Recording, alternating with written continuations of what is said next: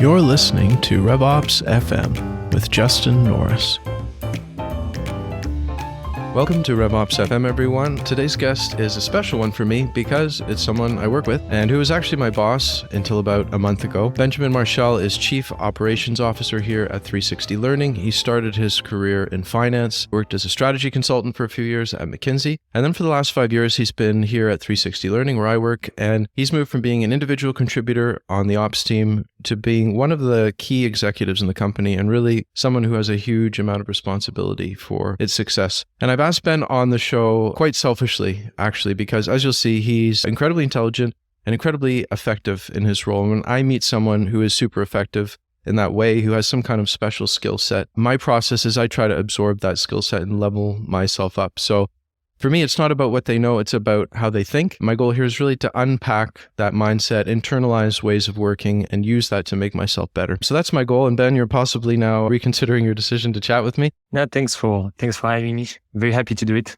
Awesome. I want to start out with big picture, first principles. What is operations type question? Because 2 points of context that I think it's useful for listeners to know. Ops has a very significant and prominent role within 360 Learning and its way of working. We can talk about that, but more so, I think, than I've seen at any other company. And the vision of ops here it feels different to me also than what I've seen at many other companies. And I think clearly you've had a role in driving that. So I'm curious, what is your vision of operation? How do you define the mandate and the role? That's a great question. I think the role of ops is to help each team in the company perform better, today, this year, and be ready for the future, the next quarter, the next year. That's the two, I would say, items in the ops responsibility. And how we do it, we do 4 things. The first one is we are the source of truth for the KPIs, the benchmark data, having this factual knowledge of where the team is versus where the market is. Second, we always try to understand where we can improve. So identify opportunities for improvement. Third, we help the team and the leader of the team implement those recommendations. That's where the processes, the tools comes in. And then fourth, we help them maintain and run, the business. So I would say that's really, to me, the mission and how we do it in the ops team at 360, and I think how any ops team should run probably. I want to give a shout out to the sponsor of today's episode, Knack. I love marketing automation software, but let's be honest, the email and landing page builders are usually terrible. You can't make it nice without a developer, and marketers are going to find a way to break things or go off brand. You do not have time for that. So Knack is totally different. You set the guidelines and then give your users a building experience that's slick, modern, and beautiful. When they're done, everything goes to your map at the push of a button. And don't worry, it supports global teams, approval workflows. It's got your integrations. So head on over to revops.fm/knack, that's KNAK, and get a special offer just for my listeners. Many ops teams end up as service departments. So they may have that mandate in mind, but they're fielding a lot of requests. You have a team that you're supporting, and that team is coming to you and asking you to do some stuff. And at the same time, you are also going to them and asking them to do some stuff because you're identifying things that you think should change or you think should improve. And inevitably, it's really easy to just get into that, like, I have so many things coming my way, I don't even have time to think about the things that they should do and go back the other way. How do you think about that balance? It's a great question, and I think it's always a challenge. It's never solved. But I think if you get stuck in that mindset of, being flooded by requests of the business and being always working on tools and processes, it's probably you are stuck in the third responsibility of ops, which is, to help implement processes and tools. And you didn't take time before to build this framework to monitor the KPIs and, to be the source of truth for the business. So they are not coming to you proactively to ask, okay, where we are versus where we could be versus where the market is. So you're not in that discussion. So you arrive too late and you're stuck in the third item, which is just implementation. So probably it's a question of how you manage to create your ops team and how you position it versus the team you're serving. If you don't manage to get in those strategic discussions, then you are just only going to be in the implementation. The risk that I see is if you only focus on the strategic aspect of the role, you can also be too far from the field and therefore, disconnect from the field and fail to implement what you're trying to do. And we've seen that at 360 as well. When you you start to take too much out of the VP responsibility, then you lose the buy-in of the VP you're working with, and then you struggle to have an impact. So that's the two risks I think for an ops team, is to try to be too strategic and take too much of the VP or C-level you're working with, or being only an implementation team because you failed to take a step back, look at the KPIs, and ask yourself, what are the priorities?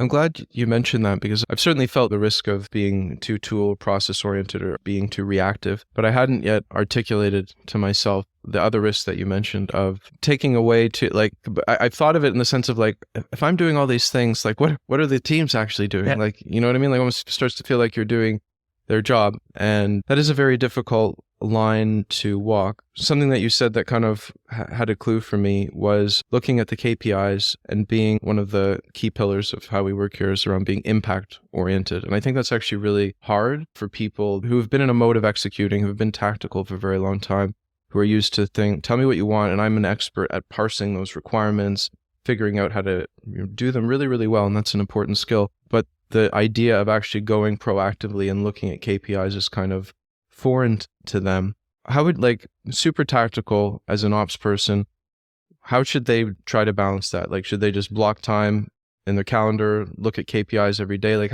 you are always tuned into our metrics. That's one of the things that impresses me about you. And how do you find that time? How do you do that as a habit? So just myself, the first thing I do when I open my computer, to be honest, is to check the few metrics I care about. That's the first thing I do. When I open my computer in the morning, I always look at, for me right now, SQLs, where we are in the booking versus the target, the conversion rate, the forecast of the conversion rate, because that's what I look at right now. So I think every ops person, whatever the scope they're covering, should have the same routine every morning, probably, or whenever you want, but daily. Look at the main KPIs of the team you're looking at and ask yourself, where are we versus where we should be? That's I think the critical part. And when I was in customer success ops, that's what I was doing the same every morning, looking at churn forecasts, looking at advocacy, G2 reviews, reading them, etc. So I think the routine is really important, so that you start to feel that you own the metrics as well. The team are owning the metric, but you also are owning the metric. And it's this sense of ownership, which I think is critical. If you don't feel that you own, that the KPI, the most important KPI, the team you're working with, don't feel like you're owning them and you can have an impact on them, then it's going to be tough, I think, to be seen by the business as a real business partner. That's the first part to your question. The second thing I wanted to say, because I thought of something before, was there is a question of how you position the ops team. I think first it's important to take incoming requests, create the buy-in, and show you're giving value to the team you're working with. And I think that's how I did it at 360 when I was doing customer success ops. I started by being really open to any resource. But in the back, I was already starting to implement, what are actually the main KPIs? What actually will drive value for that team? Building a KPI tree of what are the KPI level 1, level 2, level 3 that are actually driving performance. And once I had that, I had a clear idea, a very clear picture of where we should focus our efforts. And because I had that vision, then I can start to push back on the request from the field.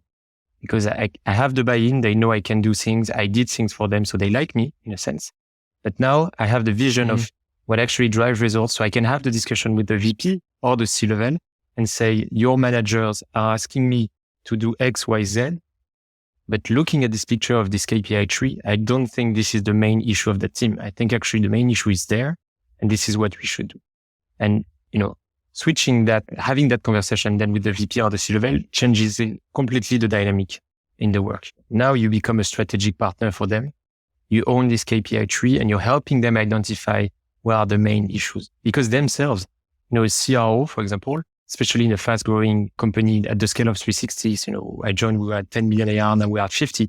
The CRO is heavily involved in every deal, looking at every line. So it's also a challenge for this person to take a step back and look at the team and say, okay, where are the main issues? So if you bring that clarity to them, it's also a lot of value you're providing for the C-level or the VP. And maybe that's, you provide value to the managers and the IC with tools and processes. You provide value to the VP and to the C-level with this clear overview of what are the KPIs, what are the benchmark, what are the 4 or 5 initiatives we should do if we want to dramatically improve. And it sounds to me, based on what you're saying, like a lot of ops people work with KPIs, but they might say like, all right, business leader, tell me what the KPIs you care about are, and I'll figure out how to report on them for you. But it sounded like you were actually diagnosing the business, analyzing the business, defining those KPIs, and then you're pushing that back to the leaders and saying, here's what you should care about, which is a really important distinction if you think about it. And the way to do it is, I'm not trying to impose anything on them, just bringing facts. And that's one of the key success factors of ops, in my opinion. There are a few of them, but the ability to be seen as someone who is completely, fact-based, metrics, I'm agnostic, is really important. So the picture that I'm showing to them, this KPI tree, there is no debate whether it's right or wrong. A KPI tree, there is no right or wrong answer. There is just one KPI tree for sales, one for customer success. So there is no argument. And then I'm bringing other facts, which is our performance today. And then I'm bringing other facts, which is where the benchmark is. And then, I'm not deciding for them. I'm helping them understand why, this is the decision to make. So I'm not forcing them to take decision. I'm not asking them to do anything. I'm helping them see that this is the right decision based on facts. A lot of ops people kind of grumble amongst themselves, like, oh, like I'm doing these things that don't make sense, or, my marketing team or my sales team or whatever, they have this project, I don't agree with it and I have to execute it. And in looking at things through the lens of this tree, it removes a lot of that ambiguity, because like, here's where it's broken, here's what we need to do, and, it may work, it may not, but at least there isn't this debate about whether it's on target or not anymore. Exactly. And if it's very factual, you remove also the emotional aspect of discussion. You could have, a manager is sending you thousands of requests. You're going to start to say no. They are going to be annoyed. But then if you can have a factual decision on why you think, it's not a priority and why it's actually better for their own sake and their own performance and own job, then you reach alignment, and it's much easier, to build that relationship where you can start to push back. It makes a ton of sense. So there's a lot of McKinsey DNA in 360 learning. There's like 4 or 5 people I can think of. And so there's a lot of these ideas floating around. So I'm just curious, both for you as an individual, how it's impacted you, your time there, and how you think some of those ideas are floating around in the air here at 360. Yeah, so I only spent 2 years at McKinsey, but I definitely learned a lot from that time. I think what was incredibly valuable is in 2 years, I did probably 8 or 9 different projects with 8 or 9 different companies, different sectors, strategy, organization, operations topics. So it's like an MBA. You understand everything in a company, how it works, from HR, finance, operations, sales, marketing. So it gives you a great business culture, I guess, and exhaustive understanding of how things work, which helps, on the sales side, marketing side, to understand the market, understand what are the pains of clients, etc. But also internally help you understand HR, finance, and then the business function, how they work together. And Ben, just to put a finer point on it, what would a project be like? Like, what is the goal of the project at that level? So you have 3 types of projects. You have either strategic projects, organizational projects, or operational projects. So a strategic project is usually a 6 to 8 weeks project where you'll do basically, you look at the market. Where is the market? You look at the company. Where is the company? And then you're looking at what are the potential 5 to 7 years trajectory for that company and how they can get there. What are the investment they need to do? What are the choices they need to do? So that's typically a strategic project. Organizational project, they chose a strategy. And now you're asking yourself, what is the right organization for the company to execute on that plan? So sometimes it's cost cutting, but it's not always. Sometimes it's changing the reporting lines, changing the way the team are structured, profiles of people. That's organizational topics. It's usually longer projects, will take, 3 to 6 months. And then you have operational projects, which are really trying to look at one of the KPI of the company and fixing it. So it's going to be same longer, usually projects. You're doing a diagnostic where they are on a specific KPI, how you can improve. And then usually you're implementing those recommendations. So usually it's you see, I think, in the way I describe those projects, how it really influences the way I work at 360, because that's also the same project that I'm trying to bring in the ops team to cover for the VP sales, the CRO, VP of customer success. Either we take strategic projects, where are we, where we want to be and how we go there. Either we take organizational projects. So we have the business plan for next year and the year after. How many people do we need to hire? What will be the structure of the team, number of managers, profile of people? Or operational projects. We have a specific issue on renewal, specific issue on upsell? How do we deep dive, benchmark, and then change really operationally, do change management, change the processes and the tools? So it's kind of the same projects that you see in the ops team that I did at McKinsey.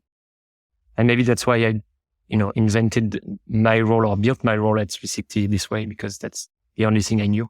A lot of these big companies like McKinsey, I worked with some people earlier in my career who worked at Procter & Gamble, and it seemed like they had this way of working, and those people, like, it kind of drills it into you, and you take that with you and you kind of keep it with you for the rest of your career. And it seems like McKinsey is perhaps sort of similar. A, would you agree with that? And B, how did they what's their onboarding like? Are they training you? Are you working with another associate? Like, how does that mindset get transmitted within the company? The onboarding is quite short. We had 1 week in Paris where we had a lot of role plays, mostly, how you handle a client, how you present in front of a client. It was a lot of communication, actually, and how you problem solve. So how do you structure an analysis?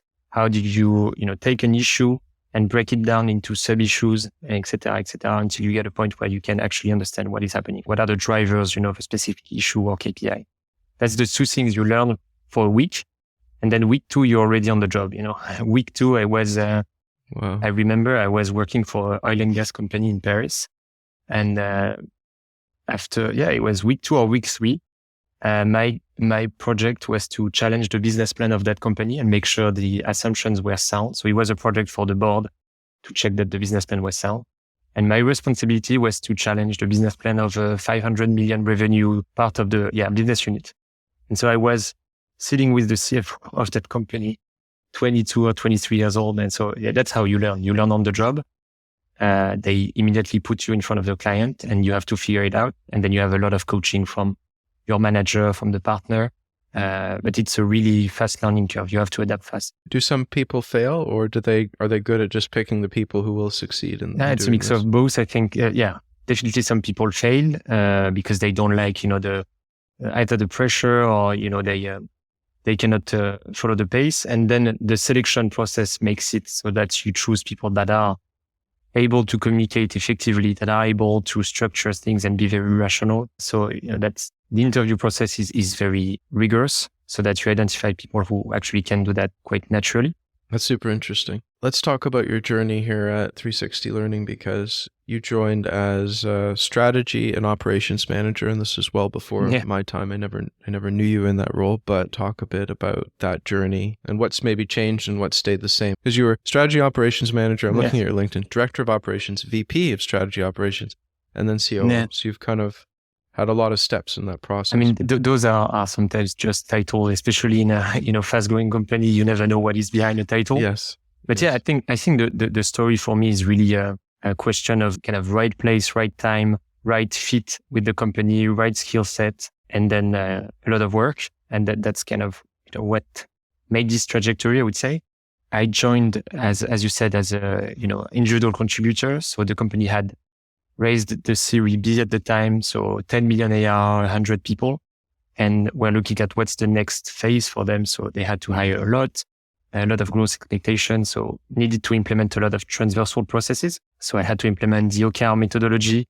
Today I'm still actually at 360, the one who is evaluating any new joiners on the OKR methodology. So that's my baby. Incentive models, challenge the incentive models and make them a bit more robust, and start to define what are the KPIs for each team. So that was the first project. This already gave me a great exposure to how the company works. So I think this was also a bit of luck for me to start in that role, because it allowed me to meet a lot of people and understand, how the business works. Then I moved to customer success ops for about a year. So we had a churn issue at the time. So working with the VP of customer success, identifying, understanding what are the drivers of churn for our specific industry and product, and implementing a lot of things. The most impactful one was to start to sign contracts on 36 months. So, immediately you're reducing the number of contracts that are renewing the next year. So the absolute number of churn is reducing fast. But it was also, really drilling down in the KPIs, understanding that you have two elements in churn, the amount that is renewing and then the renewal rate basically, and then renewal rate, understanding what are the drivers for that. Anyway, did that for a year. That's where I think I proved that this methodology, kind of inspired by the former consultant person that I was, worked well. And so that's where I moved to director of operations. So it just means I started to coach the operations team. So just sales ops, customer success ops, and we added enablement also in that team. Enablement should be under CRO. We had it under ops because it also helps a lot for change management, I think. And there are a lot of synergies. And at that time, so I started to also add the data team, build the data team, hiring Julie in the team that you know, and then hiring more people so that we really have scalable way of tracking KPIs. So I think that was that was a big milestone for me to cover a broader scope and really have a scalable way of tracking all the KPIs with the tools we implemented. Then moving to COO was, I'll be transparent, that's why I say right time, right skill set. We raised the Series C in 2021. And so at that time, I think the finance team at 360 was not super robust in their understanding of the business plan and the company. So this gave me the opportunity to actually build the business plan, present it to investors. So gave me more exposure to Nick, the CEO, but also to our investors. I think this is what helped me also transition to COO because I was able to prove that I understand the business end to end in any team. And I can effectively manage complex projects like aligning the business plan with everyone internally and externally. That kind of proved that I was able to do that. So then 2023, that's when I moved to COO role. And what does it mean? It means, so my scope grew significantly because now I have reporting to me. So marketing, HR, product, US revenue, and then all the ops team that we talked about. And the reason for that, I think is really, we go back to the core strengths of an ops person. Is my role is not to be a functional expert in marketing or in product or in HR. I don't have experience there, so I don't think I'm an expert, but to make sure that everyone works well together, we are all aligned on the objectives, we all prioritize the right projects, we are all tracking the right KPIs, working in the right direction. So the CEO, Nick, is the one driving the strategy, and I'm the one helping him orchestrating the execution of that strategy by making sure every C-level works on the right projects. So that's how I ended up in this position. But again, right place, right skill set, right fit with the culture. That's really important, I think. A lot of work. You have to prove your value and a bit of luck to have a founder like Nick who is willing to bet on young people, and coach them to grow in bigger roles. Hopefully listeners caught it when you were listing off the departments that report into you, but there's not that many that don't flow up through you. And is that a typical structure that you've seen? Is it atypical? I think it works in our company. Have you seen that elsewhere? Is there a precedent? No, so I did not benchmark that much, to be honest. I kind of took the opportunity without asking myself the questions. No, but more seriously, I've seen a few other companies that works like this, where you usually have a CEO who is in charge of the strategy, in charge of the board, in charge of, M&A, still manages finance and legal, because those are complex and strategic topics for the company, life or death in a sense, and then have a CEO who is in charge of the execution. I think that is not atypical. In terms of how your mindset has been the same or is different as you've moved through these different roles, have you kind of just taken the same mindset, the same kind of heuristics, ways of thinking, and applied them to problems that just were increasingly large in scale? Or did you find that you needed to make a significant shift in how you thought about the business from being CS ops to everything ops? Honestly, I think it's the same mindset. What made me a good ops, I think at the beginning was first being low ego. I think there is no room, in my opinion, maybe people who listen or people at 360 will think otherwise, but I think trying to be low ego, trying to leave no room for politics. And as I said, be agnostic. You're someone who's looking at figures and trying to make sure everyone is aligned on what are the figures so that we can then build a plan. So that's the first thing. The second thing was the ability to see both the big picture, but also be able to deep dive and be super granular. I think that's critical. And at the same ops level or CEO, at the ops level, you need to be granular to help your team, but you need to be able to take the big picture if you want to have that strategic relationship with the VP or the C-level you're working with. And when you're the COO, you have to be big picture. But same, if you want to take big decisions that actually drive value, you need to understand the granular data. Otherwise, you're too far from the field and taking decisions that actually don't make sense. So that's the second thing. The third one was the ability to structure a problem, to help team focus, to cut the noise, and prioritize. I think that's really a critical thing that ops should do. Same, any level from IC to CEO, that's critical. And the last one is the ability to communicate and adapt the way you communicate to different audiences. You're not going to talk the same way when you talk to the CEO or a C-level or when you're going to talk to an IC. And those four things to me are critical. And taking a step back, we are talking about McKinsey. I don't want to do advertising for McKinsey, and I'm not, there are a lot of great things about McKinsey, some other things that I didn't like, but the things that I really helped me be much better in my job today are the things that I learned there, which is 80-20, being 80-20. It's like you're working on very short projects at McKinsey. So you have to make the most out of those 6 weeks or 5 weeks, etc. So you cannot do everything. So you have to focus on what matters. You have to do ruthless prioritization all the time. So that's the first thing that I learned there. The second one is the pyramid principle. So we have a course actually at 360 on that, which is how you structure the way you communicate so that you can make sure that people will remember what you're saying, but also that it's a question of, you can go really in the details or just stop at the first level and give the main idea in 1 second. That was a great thing that I learned there, I think. Third one is the ability to adapt to new situations, adapt to audience, adapt to changes, etc. You have to be very flexible. I think it's a quality that ops should have because especially in a fast-growing environment, your roadmap can change every month and you have to be fine with it and be able to move forward fast. Structured problem solving, definitely how you build an issue tree and, break down a problem into sub-issues. Those are the 4 things that I learned at McKinsey that I think is still the mindset that I had when I was IC and now C-level. Now, what you said is interesting. I agree with you. It's like same mindset.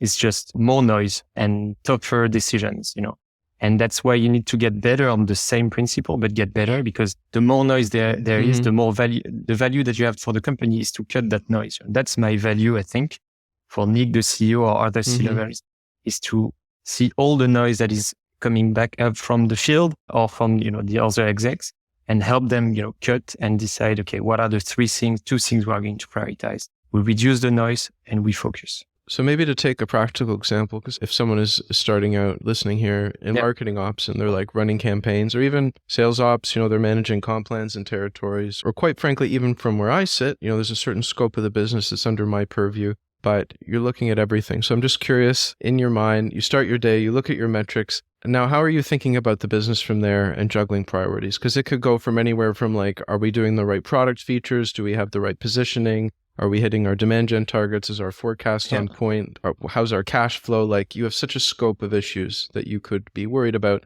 to the extent that it's possible. I'm just curious how your mental train of thought goes. It's a good question. I never put words or a theory behind that.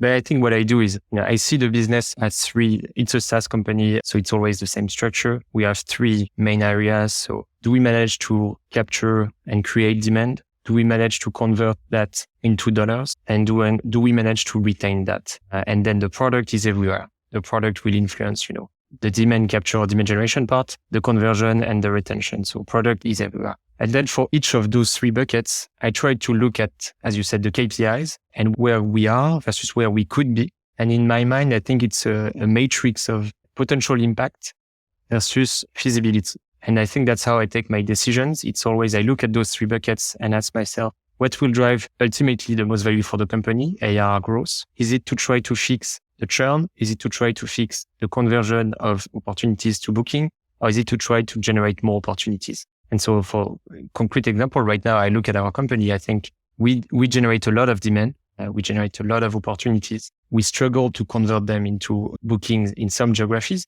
And then we retain them quite well. If I compare to the market, we are, in the top 25%. So that's kind of in my mind. We are best in class in demand generation. We are best in class in retention. We are not at the middle. So I'm going to put all my energy on that problem because if I fix that, that's how I'll bring more value for the company. So that's, I don't know if it answers your question, but that's kind of how I would prioritize. But 6 months ago, I look at the same picture. We need to create demand or capture demand. We need to convert it. We need to retain. We don't have a VP marketing. So that's where I'm going to put my focus, So that's when, we work together. That's when I said, okay, I'm going to be acting as VP to the best of my ability and help the team perform because that's where I can add the most value and where is the highest risk, in the company. So in terms of same matrix, impact, feasibility, that was the biggest red dot, on my dashboard in my mind. I think it's very elegant and it's very simple the way that you describe it. And, to the extent that I've internalized that and practice it myself, it works very well. I think where that description of it and where reality can sometimes fall apart is like you said, it's the noise. Yeah. It seems you need to have a very strong shield against all the millions of things. Your inbox fills up, your Trello notifications fill up. And yet you are the most responsive executive I've ever worked with as well. Like many executives are kind of like floating in outer space and they descend periodically to, issue commandments or ask where things are. This is why I sort of have the theory that you were bitten by a radioactive spider at some point and have some kind of superpower or something. You seem to be able to thread that needle very well of maintaining that big picture perspective and yet being very active in lots of different topics and being present. I think maybe, I don't know if it's the way I work, so I can give you the secret sauce. I have my notebook, and I have all my topics on my notebooks. And basically, I'm looking at my email and my Trello notification. When something is important enough, it goes on my list. And then I look at this list every morning and I ask myself, same, matrix, impact, feasibility, and I would add urgency, in a sense. And I ask myself, okay, what are the 5 things that I need to handle today, or 10 things or whatever. And I guess that's how I manage, I think, I try not to be late on feedback that I give on presentation. For example, we are going to do a big marketing campaign. So I know that I need to give feedback by date X. So it's on my list. And the more I go, the closer we get to that date, the more this becomes in my mind red. So, when I come in the morning, okay, this now I have to do it today. There is no option for me. So usually then I put a spot on my calendar and say no meeting, feedback for this campaign, and that's how I ensure that I get things done. I think I have this exhaustive list that I maintain. And every day I'm asking myself, what is the priority on that matrix, and setting time in my calendar to make sure that I actually do it. Because otherwise it's easy to get lost in your day. You're tracking notifications, emails, you get in the meeting and you forget that it was your priority. It's in my agenda, so I know I'm going to do it. And then it's rigor that, that if something in your agenda, you're going to do it. I want to go from there to go-to-market strategy, which is, to me, go-to-market strategy is a bit like the word lead, or the word campaign. Like it's one of those words that means everything and sometimes nothing all at the same time. And so how do you think about it? Like, let's say you're starting a new company. What do you think of when you think of go-to-market strategy? What are the components? So I'm really not an expert on that topic. So I'll give my thoughts, but probably you'll need to interview in another podcast like Caroline or... You're enough of an expert for me. So again, at 360, really the go-to-market strategy, is the CEO, it's Nick, plus the marketing team. So I think I learned a lot from them. So I'll give you what I understood from what I observed and what I would do if I was to start. So if we set apart all the product part of the go-to-market strategy, do you have product market fit? Is it the right product, etc.? So that's prerequisite that I did not, I joined 360, product market fit was already there. To me, there are 2 questions is who you're selling to and how you're getting that product in front of them, how you're getting that product to them, how they're buying. So what is the ICP? So what's the typical, company you're going to sell to, and who is the persona? Who is actually going to buy that? So that's the first part. I think it's critical to spend a lot of time on that. That's where we struggle at 360 because we have a horizontal product.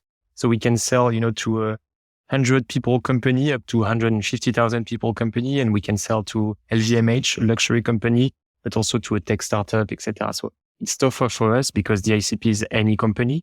Ideally, you want to have something a bit sharp, especially if you want to go, outbound, for example. But so you start with that. What is the ICP? What's the typical company that is going to buy from us? And so for us at 360, for example, it's not industry, it's not the size, it's going to be more the probability that they have internal knowledge that they want to share, internal skills. So then you start to see what are companies that have internal expertise that they need to share. So then you go back to industry. So manufacturing companies, Safran is a great client. They have internal experts. All their knowledge and skills are internal. So they'll need a system like 360. LVMH, they are releasing new collections every, 3 weeks, 3 months, I don't know. So they have to train all their sellers to those new collections. This can come only from internally. So that's why they'll need a system like 360. So that's the question we have to ask ourselves. Like, what is the type of company that are going to use us? Usually it's industry and size, but it can go further, just like the example that I give. And then the persona, who are you going to see the sales process? Who is going to take the decision, but who is going to be the champion? And understand how do those people think And I think we had a lot of discussions on our persona, how they think. Do they think about ROI, or actually it's not what they care about? And I think that's an important part of the go-to-market strategy, is to meet a lot of people that are your persona to understand how they think. Because especially when you're an ops person, you really don't think like most of the people in a company. It's not the same way we think about, only KPIs and process and tools. That's the obsession.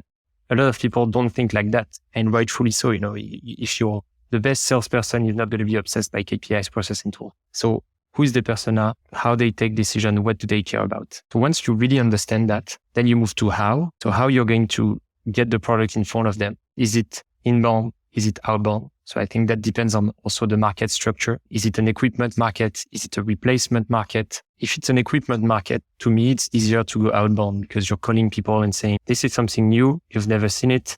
You want to see and try. That's just if it's a replacement market, you're calling them. We're 360. We do that. I already have a system in place. Call me back in 2 years. So understanding what is the dynamic of the market. Is it going to be sales-led, product-led, or hybrid? And yeah, really, I think that's the how, and then you adapt your strategy. If it's inbound, then you think of, okay, where is my audience? Where do they take their information? Is it in directories? Is it on Google? Is it Instagram? Is it, where is the audience? Where do I want to put my message? And what message do I want to put there?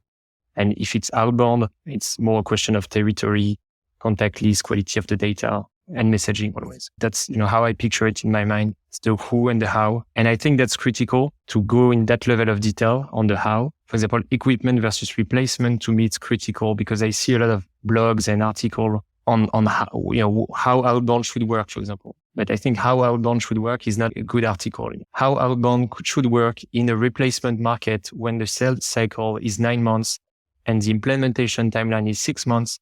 That's a good article that I will want to read, because it will be different than how outbound works for an equipment market with a sales cycle of 2 weeks, product-led. Not the same motion. It's easy to get lost in those kind of one-size-fits-all approach.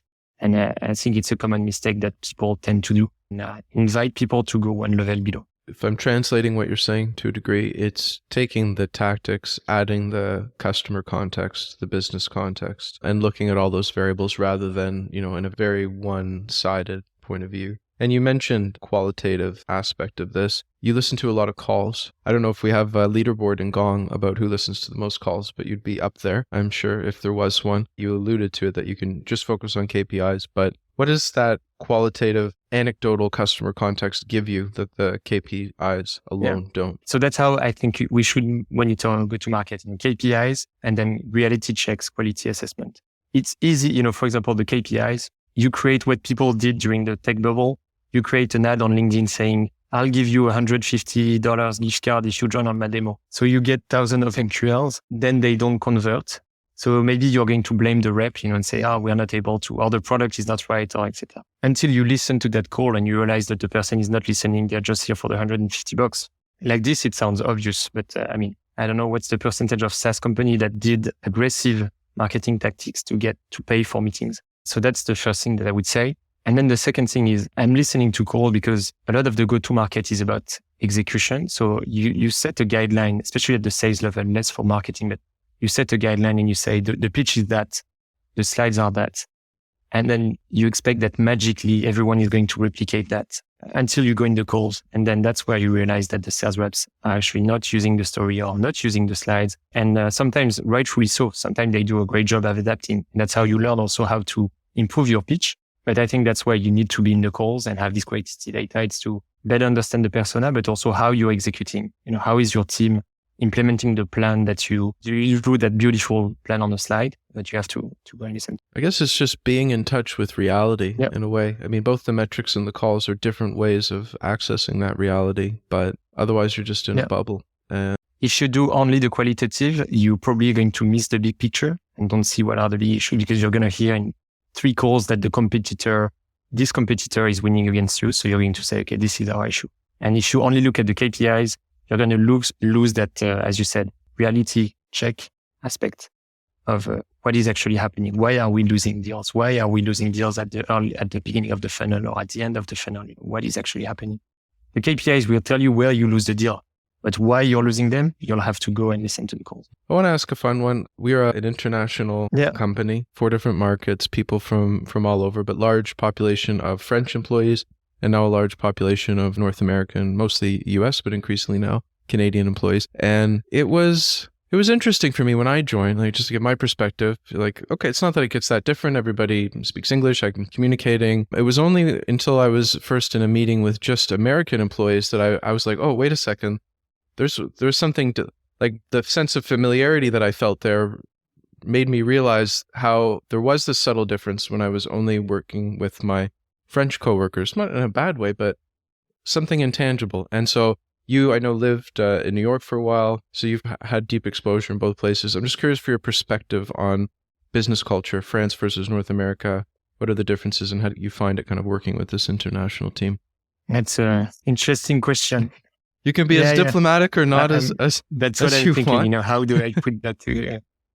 Because I'm biased. You know, I'm talking as a French person in that. So my answer might be too French. No, I think the big differences that I saw, I think, and are a challenge, honestly, on a daily basis, it's how we communicate and how we give feedback. That's to me the number one risk is that, because in France, since you're very little at school, where you're young, you're being told not to talk in the classroom. So it's the teacher is talking and the students are listening. And the second thing is the way we grade. We grade out of 20. If you have 14 out of 20, it's already really good. And 16, it's excellent. And it's kind of, you see that in the society in France, you know, if your boss tells you it's not too bad, it means that it's good. You know, that's how we say it. And then in the US, it's completely the opposite. You know, you have people who grew up in schools where we push them to talk more, to give their opinion. And they have, you know, a GPA of everyone is between, I don't know exactly, but I guess everyone is between 3 and 4 and or 2.5 and 4, you know, and 4 out of 4 is common, you know. 4 out of 4 is really good. In France, you'll get 20 out of 20. And the way you give feedback to people is you emphasize a lot on what is great, and then you suggest how to improve. Versus in France, I think you tend to go straight to what can you improve. You know, let's not waste time on what is good. We all know it. That's the main challenge in the way we communicate. So we're more delicate. We need more validation in North America. Yeah, but on the other hand, you could say that French people are too pessimistic or too negative, and there is a real energy in the way US people communicate and work together. Because you share encouragement and it gives motivation. So we have to learn from each culture. I think French people don't shy away from the real issues, and that can be the risk in the US. It's not being able to address fast enough the issues, I think. But on the other hand, French people tend to focus only on the negative, and so there is a motivation aspect. So that's the main thing that I see on a daily basis. Then there are a lot of other things, obviously. But managing a company internationally, that's the main thing that I see. Is there less tolerance for humor and banter and off-topic discussion in French culture, or is that just more a 360 thing? Because that was one thing that was a bit of a shock to the system, was like, we're really efficient in how we communicate. Everything is really direct. There wasn't a lot of casual chat, more so I think with the French side, but I didn't know if that's just more related to our culture of convexity or if that's a French standard ever, and where you're like, why are you wasting time with like kind of off-topic things? I don't know. Definitely 360 learning is not on the fun, is not the peak of 360 in terms of in France. I think it's like we hired people with convexity. We have a mindset that is, I think, attracting people that want to have an impact and maybe tend to value less fun at work. It's possible. Versus what I saw at McKinsey in Paris, probably there was more banter and humor when you could do it, not in front of the clients. So definitely it's a 360 learning thing. I really don't know. I don't have enough experience to tell you, if it's a France, US, or it's just 360 learning. But when I talk to my friends, they all joke about 360 learning in France being so serious. So maybe there's a little column A, a little column B there. Yeah, it's been super interesting for me, but just it's the sort of thing you don't even realize there can be differences there until you experience them firsthand. I know we've only got a few minutes. I just want to close with maybe one big picture question, to the extent that you have an opinion on this, but like, things have changed in the SaaS environment. We've both been working in tech for a long time now, and living inside this 10-year bubble of endless cash And now that's kind of gone away. For how long, who knows? But I'm curious, to what extent will it change? Are we going to see more bootstrapped companies? Are we going to see differences in buying behavior? Certainly the growth at all costs mindset is gone, and efficient growth is now the word of the day for many people. But to what extent are we going to be like, actually we're back and the good times are going to roll again? Or is this a permanent change? I feel like I'm too young to answer that question. It's like you're supposed to ask that to an old guru giving you, their wisdom on the market. And I feel like I know, but you're looking at things. Yeah. I don't know if I have the metric. It's an interesting question because I would love to spend more time to gather facts and build a real opinion. But I'll give you on top of my head what I think. So if we're just talking tech ecosystem, I think there are two drivers.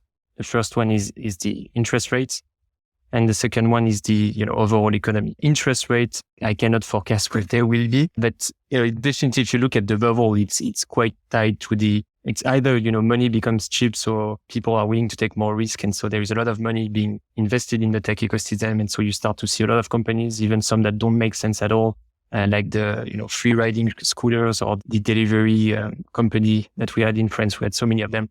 Business model that don't make sense, but you sell the dream, you get the money because it's cheap. Really depends on interest rates or the promise of return being huge. I think interest rates are here to remain quite high according to what the Fed is saying or the European Union. So I don't expect money to become cheap in the coming years, 2-3 years. But again, I don't know. Then the hype part, we see that AI, we still see companies AI based, at least in France, but I think it's the same in the US, raising huge amount of money, sometimes just on a pitch deck or on a Series A, product. And that's, either money is cheap or the promise of return is super high. So that's what we see today. I guess companies that can sell a huge dream with AI will still manage to raise money. The others, it will be tougher as long as interest rates are high. So I would say that's the perspective. The second thing I would say is that the rest, depends also on the overall economy, because the tech ecosystem is just a small part of the overall economy. How the global economy will go in the coming years depends on interest rates again, but also mostly depends on energy. What's the price of energy? If you look at GDP growth and energy consumption, is basically a straight correlation. So the question you're asking me is the oil production and coal production is going to decrease or increase? And what's the price of gas and oil going to be? When you look at most reports, it seems that people are saying that it's progressively stagnating, slowing down the increase in production in oil and coal. And then for the tech ecosystem, in the coming 6, 9 months or 12 months, what I think will happen is we'll see more consolidation, more M&A for sure, because some companies are going to run out of cash and going to get bought for low multiples. So some private equity company are already starting to do that. You buy tech companies and you consolidate the market. And the second thing is AI race. Definitely every company is investing, I think, in AI, and the one who cannot will probably be behind. So we are going to see that. And it's going to be a fun thing to watch. Is it the incumbent that are going to win or the new players that come with on the AI? And the last part, I think, for the incumbent, it's going to be a race to be a source of truth, a system of records of something, because that's how you get sticky. Yeah. The ERP, look at SAP, Workday, etc. They've been here for 20, 30 years. People have been trying to disrupt them. Why are they still here? It's impossible to unplug them because they are the system of record of most data in a company, So I think most companies are going to try to fight to be the system of record. And you can see why 360 is going to win, on our own market. I think it's a healthy thing to some extent that a lot of these businesses, like you said, that never made sense, the rubber will hit the road when people don't have unlimited cash to be like, okay, sure, let's try it. It's a good idea. When they're really looking at expenses through a stricter filter, looking at hiring through a stricter filter, looking at the projects and initiatives with it, it's enforcing a discipline in many areas. And that comes back to us as well, because if we're not delivering value, people are not going to necessarily be open to an LMS project. So it forces everybody to deliver value in that way. And short term, it's going to be interesting. The last thing that we're going to see, in my opinion, it's like price dynamic. I'm curious to see how they will evolve, because I think the companies that are not positioned very well are going to race to the bottom in terms of price. And then the companies that are doing well are going to try to increase their price with inflation to, go to profitability at one point. But they're going to have to be even better, as you said, at proving value in order to differentiate and justify their higher price versus the competition. I think that's what we're going to see right now. And I'm saying that because we see it on our market. You can see that the weaker, the ones that are not well positioned are going to discount more and more. And the ones that are well positioned have a challenge of how do we make sure that we, prove value, convince the decision maker so that they are willing to pay the premium for our system and don't go for the cheaper one. Well, Ben, I'm really grateful for you hanging out with me, having this discussion. Yeah, thanks again for having me, Justin. I hope it was interesting. It certainly was. All right, we'll speak again soon. Bye. Hey everyone, I want to invite you over to the RevOps FM Substack community, where you can sign up to get rough transcripts, show notes, longer form articles, and other bonus content. Just head over to revops.fm/subscribe to get free access. I'd also love to know what you thought of the episode and to hear suggestions for topics you want to learn about. Feel free to leave a comment on Substack or send me an email at justin@revops.fm. Thanks for listening.